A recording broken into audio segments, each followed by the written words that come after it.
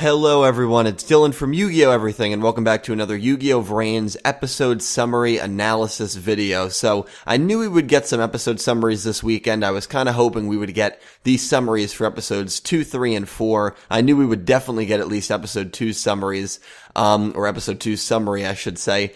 But we only got the summaries for 2 and 3. We actually did get the name for episodes 4 and 5, but there's no information, as you can see from this picture, based on those informations. We just know the title, and I guess we can kind of assume things that might happen based on the name of the episode. But I'm going to read you episode 2 summary and episode 3 summary, and I want to hear from you guys really down below, and I will talk to you in the comment section. So here is episode 2, Catch the Wind, Storm Access. Yusaku manages to capture the mysterious life form as he chases after the Knights of Hanoi. In order to defeat them, he logs into the VR space network, Link VRAINS as playmaker. He commenced a duel, holding the life form as a hostage. However, the life form predicted that Yusaku can't win with his deck and performed a certain action, ... Episode 3, First Contact. Yusaku begins to examine the information hidden in the mysterious life form. Meanwhile, after his duel against the Knights in the network, he became famous as the hero who saved Link VRAINS. Learning that the life form is with Playmaker, Soul Technology sets up an operation to take it back, ... And then episode 4's name is Charisma Duelist Go Onizuka, and episode 5 is The Riding 3 Count. So that is awesome. I was, everyone was like, oh my god, 6 more days when the trailer dropped, 5 more days, there's no way I'm going to be able to make it. And I kept commenting to people, and I was like, well, we should get some summaries to kind of hold off the hype a little bit. To be honest, I'm taking pros and cons from this, and the pro is that we are really getting right into things. I mean, really jumping right into the plot. The con is, I feel like, by the way, I just woke up. If my voice sounds a little rasped, that's why. The con is, I feel like we're not then again, it's the first 3 episodes. I can't really complain, genuinely. I just feel like we're not moving much in the first 3 episodes, and I kind of wanted, some specificness. Do you know what I mean? I kind of wanted, like, some names to be thrown around, like, who is Yusaku gonna duel? Like, we know in the first episode, we saw the first episode preview, we saw Aoi as Blue Angel, and we saw Go get very nervous about things. On that big board, it seemed like maybe someone was making an announcement and hacking into it, and then we see Cracking Dragon along with that mysterious knight, breaking through the Link VRAINS, it almost seemed, and I'm assuming that's who Yusaku is gonna duel, and that's why by episode 3, he's going to be known as the hero who saved Link VRAINS, which they kind of gave away a little bit, because remember, the early information that we got is that Yusaku was famous in the Link VRAINS world for saving the Link VRAINS by defeating the hacker group, the Knights of Hanoi. That was a very early piece of information we got back in, I think, like January or February. I think it was actually February's V-Jump, or maybe it was even March's, because I mean, it's really delayed. I mean, we're in May now. I think it was actually definitely March's.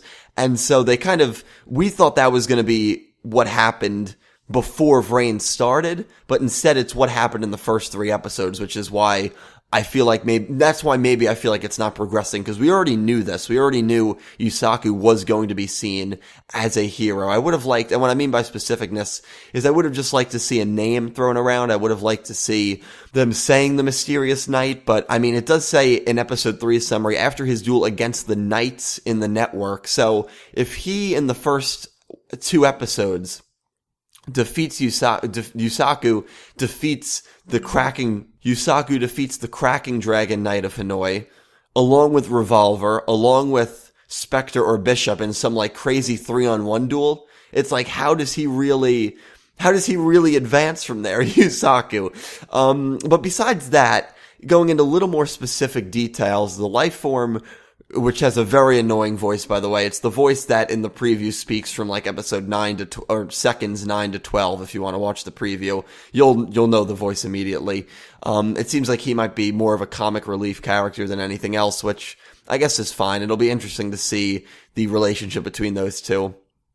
Yusaku can't win with his deck and performed a certain action, so I wonder if he enhances Yusaku's deck, because we know Yusaku defeats the Knights in the next episode, so I'd imagine he's not gonna perform a certain action that sets Yusaku back. I imagine he is going to help Yusaku Fujiki. He's holding this life form hostage. And then in episode 3, the final line, learning that the life form is with Playmaker, Soul Technology sets up an operation to take it back. So it doesn't seem like the Knights and Soul Technology are working together. It seems like the Knights are kind of an unorthodox hacker group, which is what they were said to be.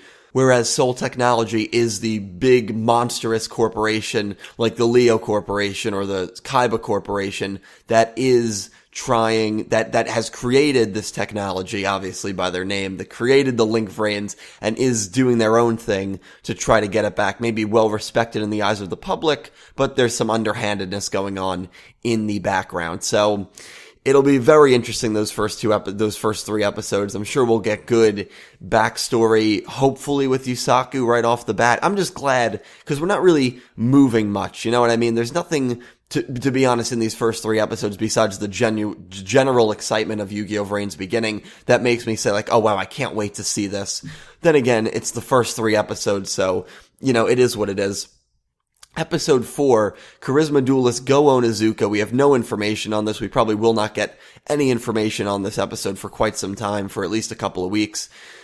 So it's the first episode that Yoshida is not scripting, which is kind of interesting to note. It will be Takigama Junki, so if anyone knows of him, you know, let me know down below. And I imagine this will be Go Onizuka maybe thanking Yusaku for saving Link Vrains and wanting to challenge the now hero of the Link Vrains world. So that could be maybe the first time Yusaku and Go even interact, and I imagine we will have a duel involving Yusaku and Go Onizuka in episode 4. In episode 5, the ringing 3 count. I think when I actually first read it, I might have said the riding 3 count, but the ringing 3 count, which is actually, it makes perfect sense. I just realized that is absolutely a wrestling reference. It's an absolute wrestling reference because, again, 1, 2, 3, and you're pinned. And so, Go Onizuka here is in a very interesting spot because it looks like he might duel Yusaku for 2 episodes, which is pretty interesting. It's a pretty lengthy duel for the first few episodes, you know, usually you have a lot of one-shot duels, not one-shot duels, but like 1-episode duels in the beginning of the show. I'll say this, I really will say this, if Go Onizuka pulls off a win, because keep in mind, almost every Yu-Gi-Oh! Protagonist has lost within the first 8 episodes or so. I actually think every character but Yusei has lost in the first 8 episodes. And I asked a Twitter poll. I'll try to pull up the results of that poll. Thank you to everyone for voting a while back. And you can see how split the community is on this because in one hand, you have a very Yusei-esque protagonist that might not lose right off the bat. On the other hand, it's happened to every Yu-Gi-Oh! Protagonist. It technically did happen to Yugi with Pegasus, Judai with Ryo Marufuji or Zane Truesdale in the dub. Just did not happen with Yusei if you don't count the flashback against Jack, which I don't count because it wasn't on screen. Yuma with Bronk, with, I think, Shark. I think, it was a few different characters with Yuma. And you had Yuya with Yuzu. So, in the first 8 episodes, and again, it doesn't really mean much because you look at the characters that have beaten the protagonist and it's like, alright, I mean, they're all kind of genuine except maybe like Bronk from Zexal and then, we know what happened with Yuzu from Arc 5. But if Go somehow pulls off a win, which I'm not saying he will, but it's interesting that they named episode 5 that as if like, he is going to pull off a win because, we've seen the wrestling references made by his voice actor saying Go is going to be like Shawn Michaels, and most likely when, he said that in the interview, which was right when his voice actor got announced like a few weeks ago.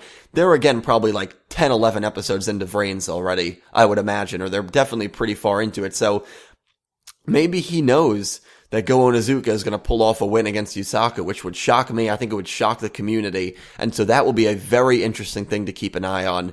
Very excited for that, but we still have over a month for that to happen. So anyway, guys, definitely exciting. I feel like it's not moving too much in the first 3 episodes, but hey, what are you gonna do? We're getting a duel, we're getting to see Link monsters, we're getting to see these characters, and it's the first 3 episodes, so you're not gonna hear me complain about that. I'm just very excited for Yu-Gi-Oh! VRAINS to begin. Let me know all your thoughts down below. I will chat with you in the comment section. Q&A video should be out tomorrow afternoon, so I hope you guys stay tuned for that. Do have some pretty major announcements regarding my future on that Q&A. So thank you all for watching. Have an amazing day.